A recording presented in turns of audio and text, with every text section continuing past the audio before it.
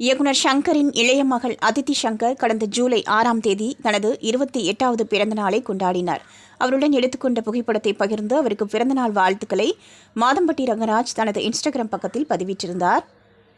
மருத்துவ படிப்பை படித்து முடித்த அதித்தி ஷங்கர் டாக்டராக விருப்பமில்லை என்றும் ஆக்டராகத்தான் போகிறேன் என அடம்பிடிக்க அப்பா ஷங்கர் அவரை ஹீரோயினாக கார்த்தியின் விருமன் படத்தில் அறிமுகப்படுத்தினார். விருமன் படத்தின் வெற்றியை தொடர்ந்து சிவகார்த்திகேயனுடன் இணைந்து மாவீரன் படத்தில் நடித்தார்.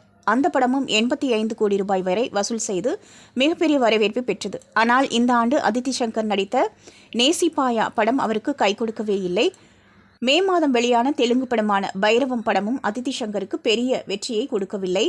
விக்னேஷ் ஸ்ரீகாந்த் இயக்கத்தில் அர்ஜுன் தாஸ் ஜோடியாக அதித்தி ஷங்கர் நடித்துள்ள ஒன்ஸ் மோர் திரைப்படம் இந்த ஆண்டு காதலர் தினத்துக்கு வெளியாகும் என எதிர்பார்க்கப்பட்டது.